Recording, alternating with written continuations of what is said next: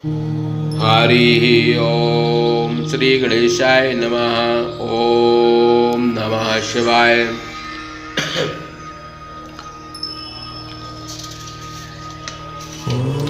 सप्तविंशो अध्याय। ब्रह्मचारी द्वारा सबके स्वरूप की निंदा।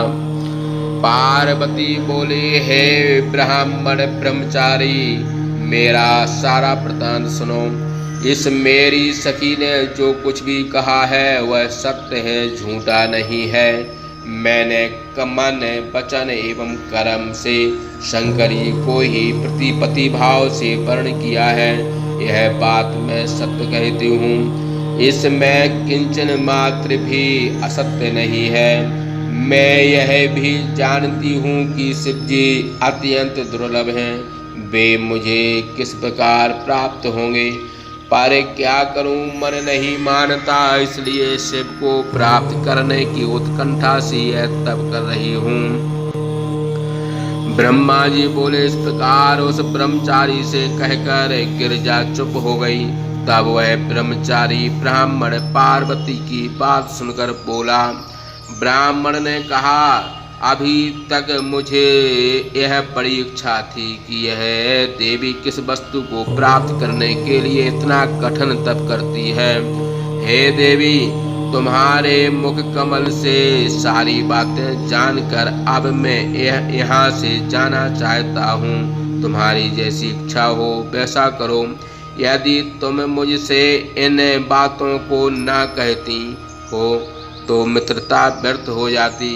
कार्य तो होनहार के अनुसार ही होता है, इसलिए सुखपूर्वक उसे कहना चाहिए। ब्रह्मा जी बोले, हे नारद, ऐसा कहकर जो ही वह ब्राह्मण जाने की इच्छा करने लगा, तभी पार्वती देवी उसे प्रणाम कर बोली। पार्वती ने कहा, हे विपेंद्र, तुम क्यों जाते हो? ठहरो और मेरे हित की बात कहो। जब पार्वती ने उससे ऐसा कहा, तब वह दंडधारी ब्राह्मण रुककर कहने लगा। ब्राह्मण बोला, हे देवी, यदि तुम भक्ति पूर्वक मुझे बैठाकर सुनने की इच्छा करती हो तो मैं सारा वृतांत कहता हूँ, जिससे तुम्हारा कल्याण हो। मैं गुरु प्रसाद से महादेव को अच्छी तरह जानता हूँ। जो बात यथार्थ है उसे कहता हूँ, तुम सावधान होकर सुनो। महादेव बैल की सवारी करते हैं, भस्म जटा तथा व्याघ्र चरम धारण करते हैं और हाथी का चरम ओढ़ते हैं। वे कपाल धारण करते हैं तथा संपूर्ण शरीर में सर्प लपेटे रहते हैं। विष पीने वाले और आभक्ष भक्षण करने वाले हैं। ललाट में तृतीय नेत्र धारण करने से विरूपाक्ष तथा महाभयंकर हैं। उनके जन्म का किसी को पता नहीं और गृहस्थों चित्त भोग से सर्वथा रहते हैं। वे दिगंबर, 10 भुजा वाले तथा भूत प्रेतादिकों के साथ निवास करते हैं। हे देवी, तुम किस कारण से ऐसे पुरुष को पति बनाना चाहती हो? तुम्हारा ज्ञान कहाँ चला गया? तुम ही विचार कर मुझसे कहो। मैंने उन सेवक का पूर्व काल में भी महाभयंकर चरित्र सुना है। यदि तुम्हें उसे सुनने की इच्छा हो तो मैं कहता हूँ, तुम उसे सुनो। पहले दक्ष कन्या सती ने शिव का वर्ण किया था। उसके साथ उन्होंने जैसा व्यवहार किया वह बात भी तुमने सुनी होगी।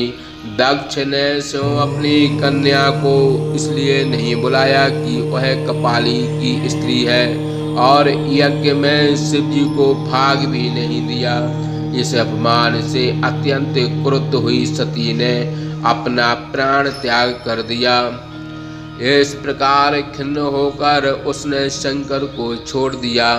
तुम सभी स्त्रियों में रत्न हो और तुम्हारे पिता भी पर्वतों के राजा हैं। फिर इस प्रकार के पति को उग्र तपस्या कर तुम क्यों प्राप्त करना चाहती हो? तुम सुवर्ण की मुद्रा देकर उसके बदले में कांच क्यों ग्रहण करना चाहती हो, अथवा सुंदर चंदन को छोड़कर कीचड़ लगाने की इच्छा क्यों करती हो, सूर्य का तेज छोड़कर जुगनू का प्रकाश क्यों चाहती हो, रेशमी वस्त्र को छोड़कर चरम क्यों पहनना चाहती हो, घर में रहना छोड़कर वन में क्यों निवास करना चाहती हो, हे देवेशी रत्न निधि छोड़कर लोहे की इच्छा क्यों करती हो, जो तुम इंद्रादि लोकपालों को छोड़कर शिव में अनुरक्त हुई हो, यह तो उचित नहीं है और यह लोक के सर्वथा विरुद्ध दिखाई पड़ता है। भला तुम ही सोचो, कहाँ तो तुम्हारे कमल के समान विशाल नेत्र और कहाँ वे तीन नेत्रों से भयंकर वे विरूपाक्ष शिव, कहाँ तो चंद्रमा के समान तुम्हारा अत्यंत सुंदर मुख, कहाँ 5 मुख वाले शिव, तुम्हारे सिर पर सर्पणी के समान दिव्य बेणी और कहाँ वह मस्तक पर जटाजूट धारण किए वे शिव, कहाँ तुम्हारे शरीर में लिप्त चंदन का लेप, कहाँ और भस्म धारण किए हुए शिव, कहाँ तुम्हारे सुंदर अंग में शोभित होने वाला, कहाँ दुकूल और शंकर के द्वारा धारण किया जाने वाला गज चर्म, कहाँ कहाँ तुम्हारे दिव्य आभूषण और कहाँ शंकर के अंग में लिपटे रहने वाले सर्प, कहाँ तुम्हारे अनुचर देवगण तथा शिव के सहचर वाले प्रिय भूतगण, कहाँ तुम्हें सुख देने वाला मृतज्ञ वाद्य, कहाँ और शिव को सुख देने वाला डमरू, कहाँ तुम्हारे भैरी का शब्द, कहाँ और उनका अशुभदायक श्रृंगी का शब्द, कहाँ तुम्हारा कहाँ ढक्का नामक बाजे का शब्द और उनका कहाँ महा अशुभ गले का शब्द। इसलिए हे देवी, तुम्हारे और शिव में कोई समता नहीं है। भला तुम ही सोचो, यदि उनके पास द्रव्य होता तो वे दिगंबर कैसे कहे जाते।